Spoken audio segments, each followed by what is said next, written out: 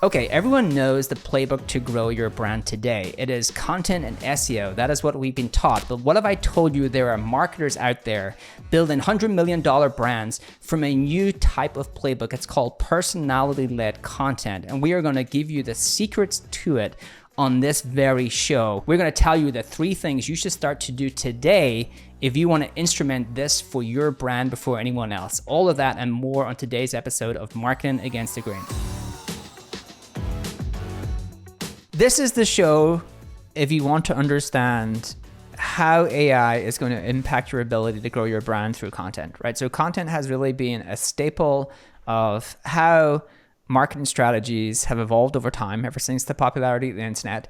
I think some of the best marketeers have been the best because they have differentiated themselves through content. Gary Vee is a perfect example of someone who's built an unbelievable business through content. And there is many, many others. Like the other guy, you WhatsApp me, Alex. I DM'd you about Alex Hormozi, friend of the pod. And he had this great YouTube video about how he is about to release a book and he has like this hour-long presentation with the book. And he's talking about how much time he spent iterating on it, right? He's like, I did 10 drafts of this book. I sat with this presentation for hours every day for months and months. And what's happening is like, AI can do that in like 10% of the time. Like right. Alex is right to do what he is doing, right? Where to go through those iterations and get to the perfect iteration where he feels like there's nothing left to give. The reality is, though, it's really hard, I have always found, to be alone doing that. And then you get in your head and it slows you down. But when you have a live editor with AI, that's completely transforms the game. Right.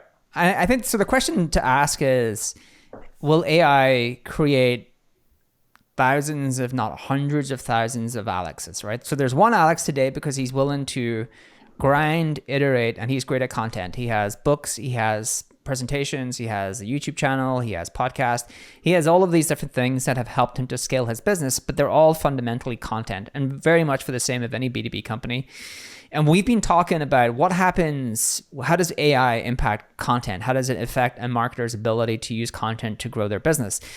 So let's start with a couple of things. This was from Glenn also. Look at Viper Chill, baby. Glenn is like the O of the SEO. OG SEO folks. He's got some staying power in the SEO game and knows what he's doing. Yeah, his thing is really able to kind of break apart businesses who use search. He's always been really good at doing that. So one of the best search-driven businesses is NerdWallet. NerdWallet really are a public company. They did their earnings recently. And one of the things that I thought was interesting is they mentioned organic search traffic headwinds 10 times. So we've talked a little bit to date on this show about the impact of AI on search-driven content. So there's many different types of content that you use to grow your business. One of the most prominent is search-driven content because it actually helps you to not only scale your business, but do it in a very methodical way, a very forecastable way where you can actually figure out what the direct return on your investment is. NerdWallet are one of the best at doing this. They've created a ton of content around credit cards, business credit cards, like all of these kind of different ways to review different credit cards. And they own all those search terms. And so they basically mentioned organic traffic headwinds 10 times. And so when Glenn looked into this, he could see that they have decreased quarter on quarter. He used SEMrush and Ahrefs by about 18 to 15%, which does not seem a lot, but for a business that's primarily a search-driven business, huge amount. Dependent upon traffic, that is a huge amount. And so you can see already that real businesses who are very much, dependent upon search traffic have started to feel the pinch of AI and how they use content to grow their businesses. One thing I'll just say quickly about this is Tim Shen, who's the founder and CEO, he did say that they are starting to see a recovery. And the reason they're starting to see a recovery is because Google initially released AI in about 14% of all searches. It went somewhat not very good. And then they decided to start to roll it back out. Now, that doesn't mean that it's going to be rolled back out forever, but we still see like in businesses where I suspect if you have like 60% of all of your traffic coming from search, you are probably starting to see real impact from these changes. Yeah. So I think this is the key point. If you're watching today's show and you're like, oh, my search traffic's pretty good, then you are all the folks we've talked to, the folks that are really getting hit is where search is like the dominant channel, like where they're all in and they're really heavy into getting traffic from Google. If Google traffic is like a third of your traffic, you know, you're not going to see much change. It's really on the far edge of optimization of keywords, because as Google's rolling out AI search results, it's doing it through less commercial keywords and then over time to more commercial keywords because they don't want to mess up AdWords. And the folks who are really relying on those less commercial keywords, less transaction-based keywords, are the folks like NerdWallet, like a lot of the media companies that are really deep into like, every single keyword matters for my business. Right. And I think a couple of the other things here for our listeners is informational traffic is getting hit much harder than transactional traffic. So informational traffic is I create content to educate someone on a topic, and then I get them into my website and convert them in some way. Transactional is I'm searching for a specific thing to take action, whether that's a specific product, I'm searching for like a CRM, I'm searching for a account management provider, like these kind of transactional keywords where you're seeking to take action. So NerdWallet is an informational heavy site, right? Again, that's why they're experiencing this pain, because they create a ton of informational content to educate their users. And then they have a bunch of transactional keywords, which are all of these different reviews that they have. So one of the takeaways I would say initially is, where are we in terms of AI and its impact on content to grow your business? And we just think of search to begin with. Well, there is no way that AI is not going to disrupt that informational part of your traffic, right? Like we see it in NerdWallet, we've seen some of this in HubSpot. Even though Google are rolling this back out, there is going to be some of that content that is going to be usurped by this AI functionality where you can just get the answer all within the chat in Google or any of these other AI assistants. And so that's the first part, right? So like people like Alex, people like all of these different types of incredible content marketers, part of what they do is they create educational content. But the other thing that I think is pretty interesting is before we move on, I want to ask you about something, because that's related to the kind of initial SEO content game. I would posit that the pull, like kind of basically we're having a little bit of an AI correction. We get a lot of AI hype and it's kind of correcting down, and things like Google pulling back AI search results are part of that, right? I would argue that it's giving us as marketers this unique window of time to like catch up and get ahead before it actually comes back and starts to dominate. And I wanted to get your take on that. Do you agree with that? And if so, what should people do in this kind of correction period of time? Hey everyone, from one marketer to another, I want to help you out. It's tough keeping up with the content demands each year, especially across a variety of content channels. Balancing the workload while still maintaining quality can be a real challenge for everyone. We've got a free guide from HubSpot on how to use AI to make that all easier. It walks you through how to integrate AI tools into your content workflows so that you can come up with more ideas and spend less time implementing them. This is going to save you a ton of time and a ton of money. I don't know what else I have to say. I've dropped the link in the description below. You're going to want to go check it out. Now back to today's show. We are definitely in a correction, but we're in a correction because AI has not lived up to all of the hype that we have all of the hype that is around it. And it has not it has not kind of been consistent enough and reliable enough to do a lot of the things we wanted to do yet. And part of the problem with search is it was wrong too many times. And we know that hallucination is part of the challenge with AI for something like search, where you're trying to look for a definitive answer. I believe that is a solved problem. I will say that there has been a lot of some really smart people over the last couple of weeks come out and say, well, it's not as simple as saying it's a solved problem, because we are just not seeing the leaps in models that we have seen previous, because we've run out of training data. We've run out of really great ways to extract more capabilities from that training data. And so we're kind of at this phase where we're seeing small improvements, but we're not seeing huge leaps. And I think that's why you start to see OpenAI really get trampled by Entropic. I think Entropic is doing a better job, releasing better functionality, have better models. But I suspect there's a lot of smart people working on this. At some point, you're going to start to see AI go eat back up. AI get rolled out more extensively eat more of our search traffic, be able to answer more questions. And so what do you do? That is kind of where we're going, which is like, I like to think about someone like an Alex or someone like a Gary Vee as marketeers who have set the standard and how to do content marketing, because what they kind of do is educational. Like, it's just educational content. It's like teaching you how to do something, but they inject so much personality into it. Like, if you actually read anything from Alex, it's just lead gen, right? And I'm not, that's no offense to him. It's just like the ABCs of lead gen, right? But he has so much personality he injects into that. It makes it feel different. It makes it feel special. It makes it feel like you are being told a secret that you shouldn't know.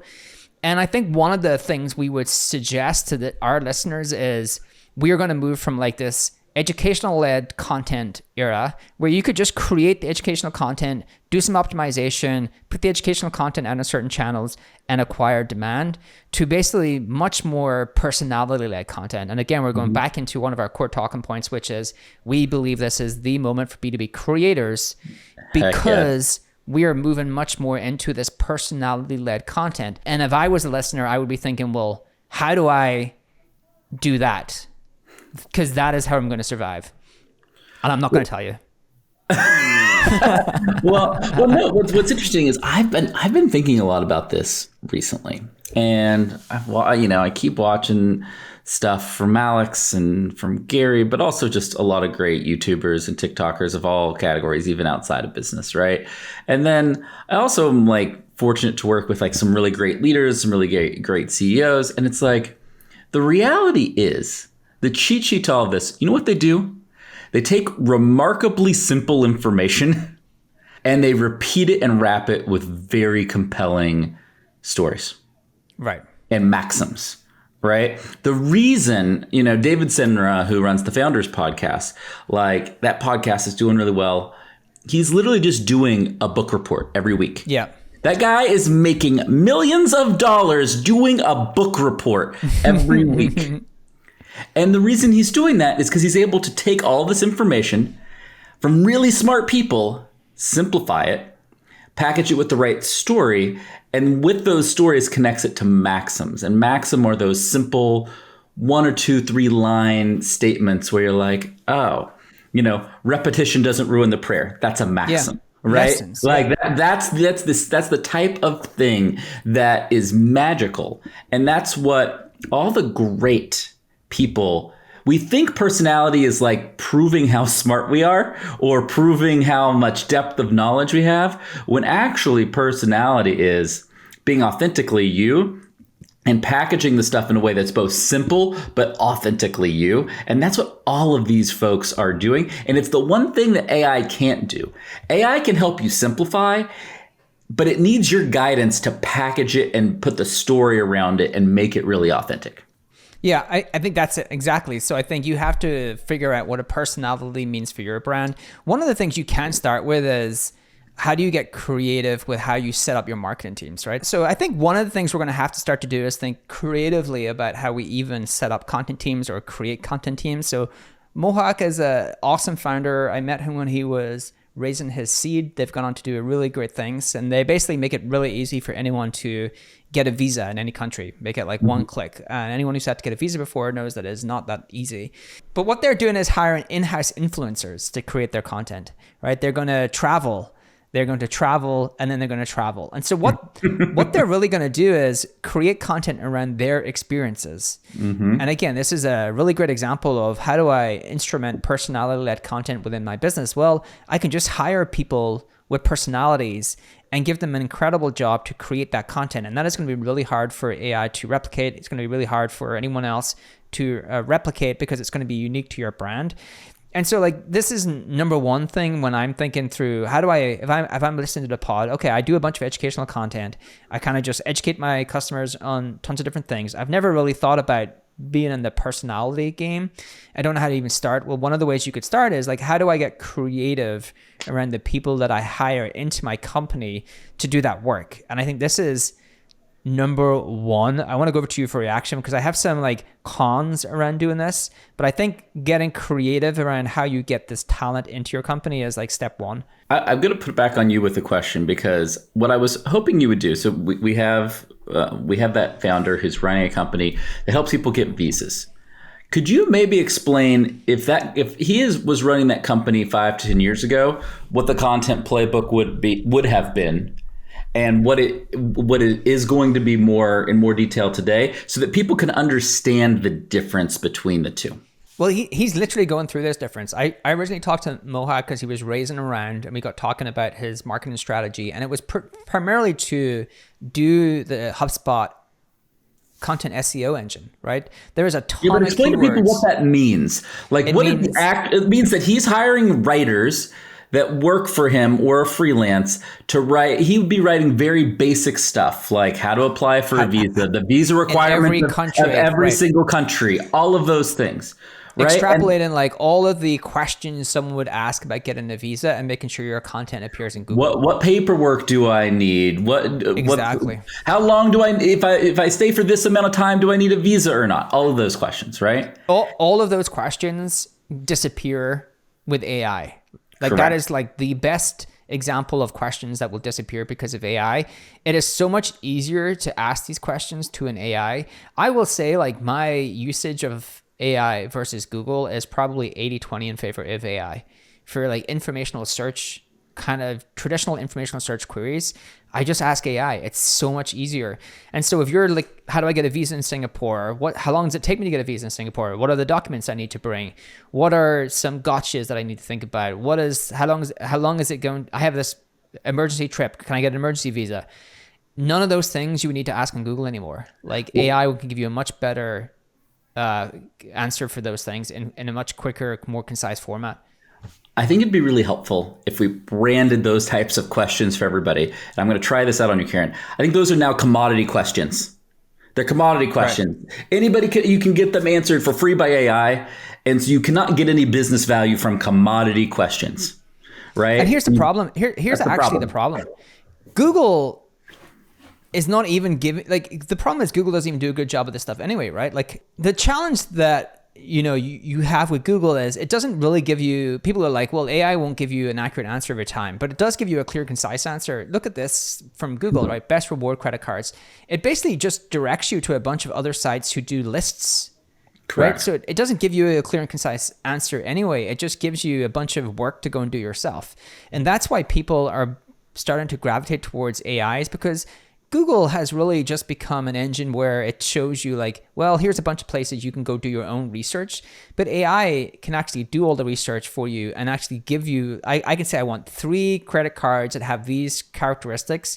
Give me these, right? I don't have to do any of this additional work. So these are all this kind of search is going to get commoditized and cannibalized by AI. And so if I'm Mohawk and I'm a great founder trying to build a brand, what do I do? Well, I'm like, hey, where do people actually spend their time learning about travel these days? They're on TikTok, they're on Instagram, they're on YouTube, they're on whatever other channels they may be. None of those channels are great for me as a brand to show up and teach you something.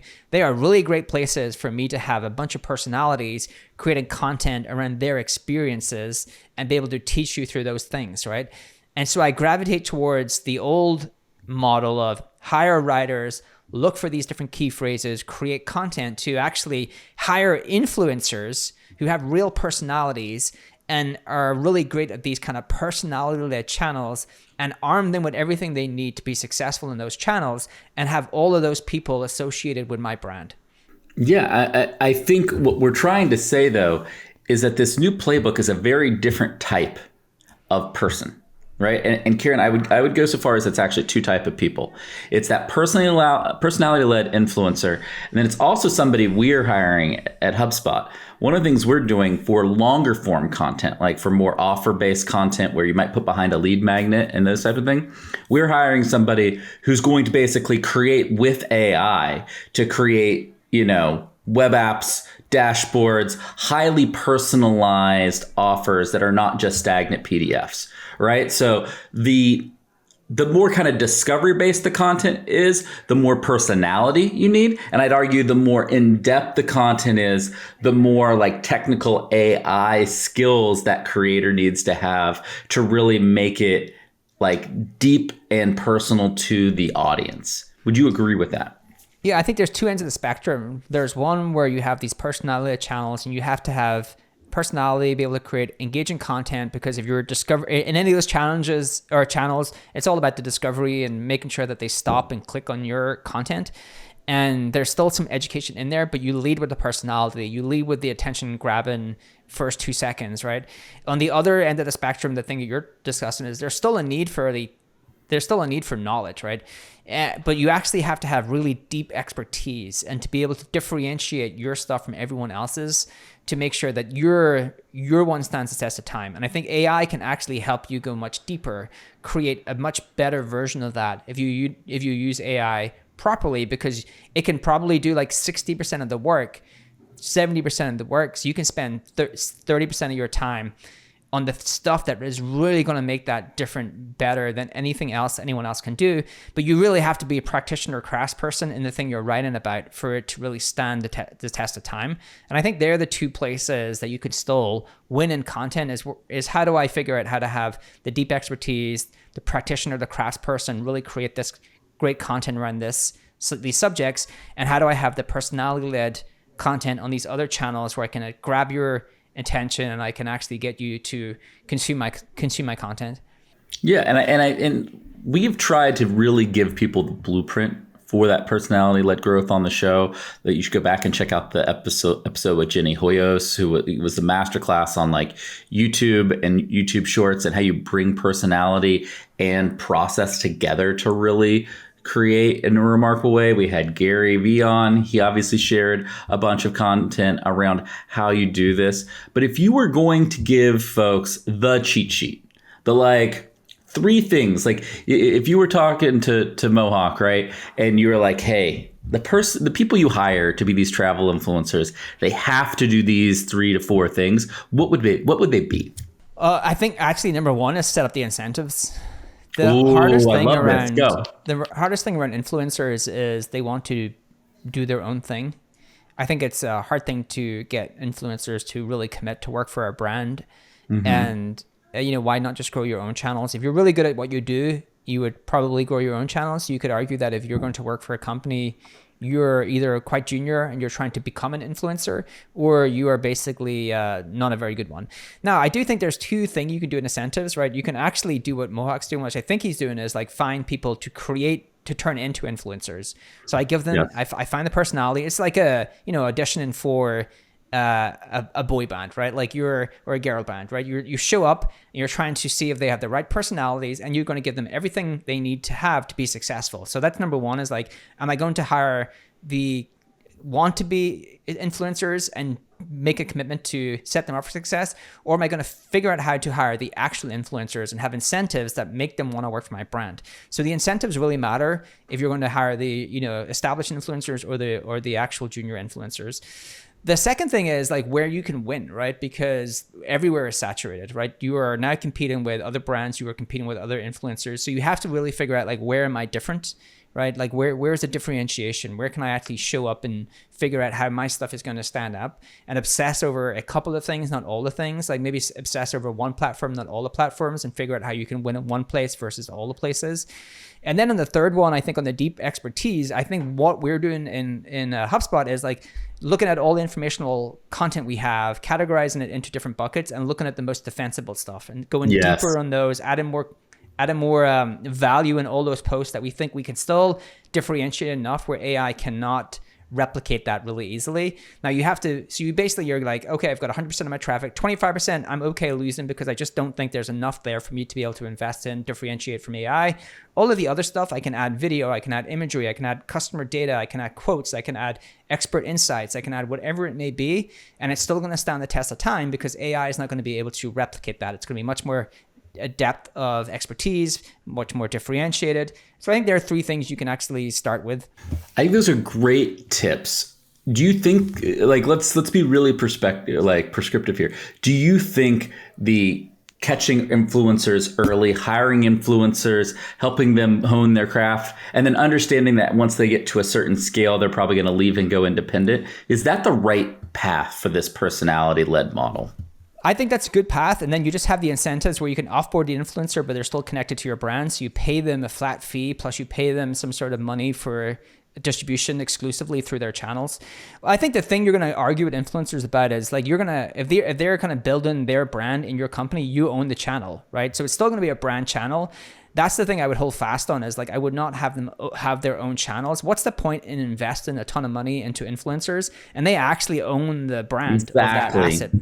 And you don't want to do that, right? You want to own the asset and then just want to swap in other influencers into that channel. So as long as you're growing your channels through the influencers, and the influencers are like, a TV series, characters change all the time, but it's still a TV series. This is the point I'm going to make. What you're actually saying is that modern B2B creator marketing is like the Marvel universe. It's like the company need to own the IP, the infrastructure, the characters, the story. In this case, that's the social accounts, the YouTube accounts, the TikTok accounts, the playbooks, all of those things. And the actual creators, the talent, they may swap and change, right? You can have different actors play Wolverine, and depending on the type of story it is. And that is what is important in today's world, is that getting that infrastructure right, owning the most valuable parts of the infrastructure, and then incentivizing creators in the right way, which is your point. Exactly. Okay, so we kind of broke down for everybody the playbook to transition from this old content playbook to a personality-led creator playbook. And that is going to help us basically protect from the changing landscape of Google search. It's going to allow us to get more traffic from essentially the algorithms, YouTube, TikTok, etc., right? Instagram, Reels, whatever the platform of choice may be. Anything else that companies should be doing to protect themselves through this like coming AI like dip in resurgence? No, I think the best thing is to stay aware, right? You can't continually look at your traffic and to start to see where AI is impacting it. Stay abreast of like Google's rollout of AI into their search engine pages. What percentage of queries it's over? Are they planning to roll it out even more? I think the thing is just that you stay hyper vigilant, but actually building these capabilities today, like you are already behind the curve if you're only just starting to think about this. So the sooner you get started, I think the better you can be prepared for when you start to lose more and more of that informational search to Google. Yeah, and I think in these transitions, the companies that lose are the companies that are unhonest and dishonest with themselves, where they're like, you should really just make, in this new era, here are the skills. Here's the list of the skills we need. We just gave it to you. You just gave it to people. So you can go back and transcribe this show and get those list of skills. And what of those skills do we have in our company today versus where do we need to go and hire people in, different people who have those skills? Most companies fail because they're like, oh, the skills aren't that important. We can do them. We have people with them. And then you wake up 12 months and you've made no progress because people don't actually have the skills or know how to make that progress. Exactly. Talent is everything. Talent is everything.